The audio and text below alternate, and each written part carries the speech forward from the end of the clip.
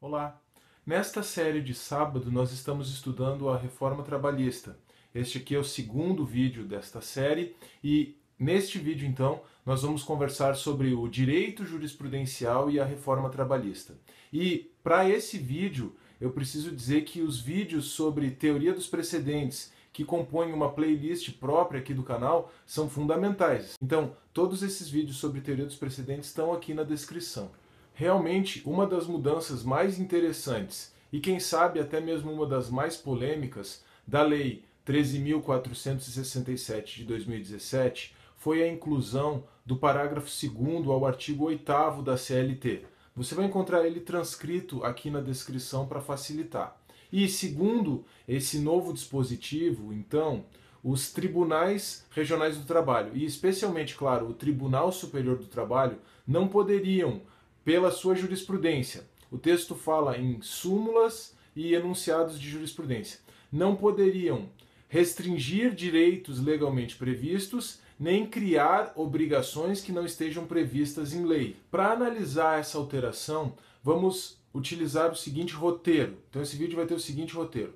Primeiro eu vou tratar do assunto na perspectiva histórica. Depois eu vou falar do panorama político e econômico por trás dessa alteração.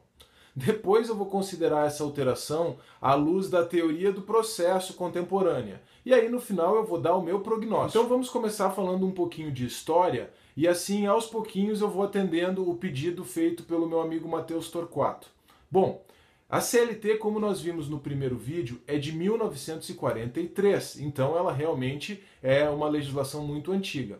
O que acontece é que, ao longo do tempo, o TST foi interpretando a CLT e reconstruindo o próprio direito do trabalho. E isso tem muito a ver com a ideologia dinâmica da interpretação, assunto de um vídeo que nós já temos também aqui no canal. Como resultado disso, o Tribunal Superior do Trabalho, o TST, tem mais de 1000 súmulas e orientações jurisprudenciais. E essas súmulas e orientações jurisprudenciais do TST, elas normalmente são aplicadas pelos juízes do trabalho como se fossem o próprio texto da CLT. Deixa eu dar um exemplo bem conhecido.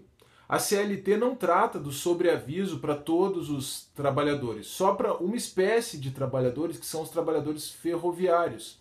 Acontece que muitos outros trabalhadores se submetem a essa disciplina, a esse regime de sobreaviso. Então o que o Tribunal Superior do Trabalho fez ao longo da história?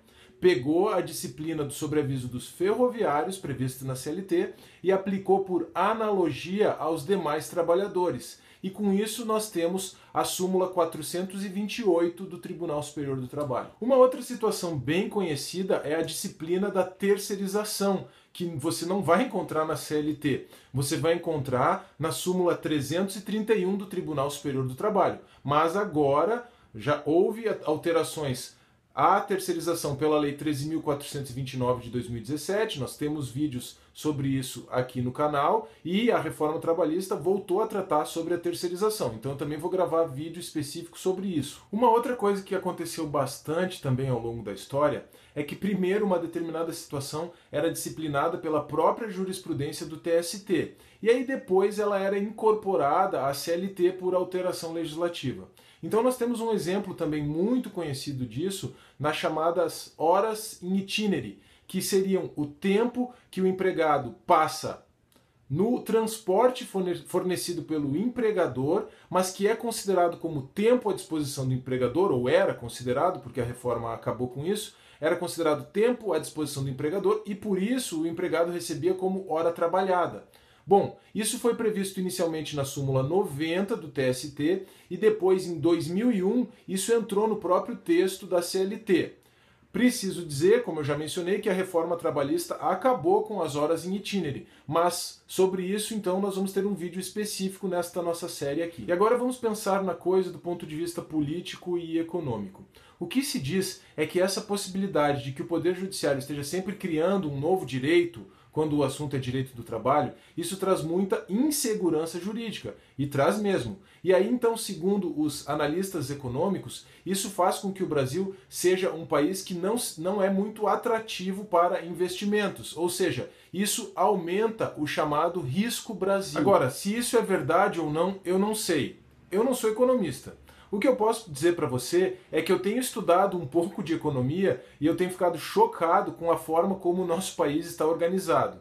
Se você estudar qualquer coisa da escola austríaca de economia, rapidinho você vai entender o que eu estou querendo dizer. Então, o que a reforma trabalhista não quer mais é que o Tribunal Superior do Trabalho, e de quebra também os tribunais regionais do trabalho, crie obrigações ou restrinja direitos. Bom, restringir direitos fala de restringir os direitos dos trabalhadores. E, aqui entre nós, eu não consigo lembrar de nenhuma situação na qual o Tribunal Superior do Trabalho, ou a Justiça do Trabalho de forma geral, tenha restringido pela sua interpretação um direito previsto expressamente na lei. Isso vai contra toda a ideologia e toda a forma de ser da Justiça do Trabalho, que tem sempre um viés de proteger o empregado. Agora, criar obrigações para as empresas e, consequentemente, criar direitos para os trabalhadores é uma coisa que a jurisprudência do TST faz o tempo inteiro, como a gente já viu aqui. Bom, eu não estou dizendo aqui que isso é uma coisa boa nem que isso é uma coisa ruim. A única coisa que eu tentei mostrar para você é que a economia diz que isso talvez não seja lá muito saudável. E, por causa disso, a reforma trabalhista tentou dar uma segurada nesse negócio. E com isso a gente vai para a terceira parte desse nosso vídeo. Porque o engraçado dessa história toda é que essa alteração aí promovida pela reforma trabalhista vai na contramão de tudo que se tem estudado em teoria do processo civil. E inclusive vai na contramão do próprio Código de Processo Civil de 2015. A justificativa jurídica da mudança, jurídica, não econômica, tá? A econômica nós já vimos que está ligada lá ao Risco Brasil. Mas a justificativa jurídica da mudança seria que o Poder Judiciário, o Tribunal Superior do Trabalho, ao interpretar a lei, não poderia criar direitos. Acontece que nós temos visto aqui no canal que, quando o Poder Judiciário interpreta o texto da lei, ele reconstrói o direito. Isso a gente chama de ideologia dinâmica da interpretação. E essa aí é a contradição da coisa. Bom, então é o seguinte, eu mostrei para você mais ou menos como a coisa funcionou ao longo da história. Eu mostrei também qual é a visão da política e da economia a respeito do assunto, e é, na verdade, isso que está por trás dessa alteração da CLT, e eu mostrei para você como que a coisa é vista do ponto de vista da teoria do processo civil e até mesmo da teoria da interpretação jurídica, da teoria do direito, para a gente perceber que essa alteração está meio em descompasso com a forma como as coisas têm sido vistas hoje em dia. E agora, para encerrar o vídeo, a última parte é o meu prognóstico a respeito dessa coisa toda. O meu prognóstico é que o Tribunal Superior do Trabalho vai simplesmente passar por cima dessa nova previsão, vai continuar com a sua perspectiva de proteção ao empregado e vai continuar com o seu direito jurisprudencial. Desculpa, eu sou realista, e nesse caso ser realista é falar para você de uma coisa que se chama realismo jurídico, inclusive. Mas tudo bem, esse é só o meu palpite, tá? É isso o que a nova lei quer? Não, não é. Isso vai manter o risco Brasil alto? Possivelmente sim. Isso é bom ou ruim? Tire as suas próprias conclusões. Tem como ser diferente?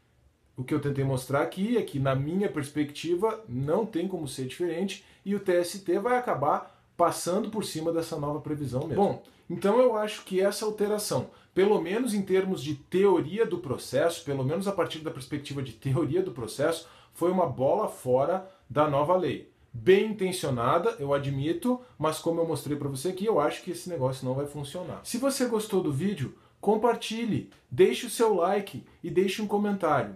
Acho que com esse vídeo deu para entender um pouquinho melhor a proposta de nós estudarmos a reforma trabalhista de forma isenta, sem juridiquês e sem ideologia. E se você quiser continuar estudando a reforma trabalhista assim, então, por favor, inscreva-se no canal e clique no sininho para ativar as notificações e receber atualizações a cada novo vídeo.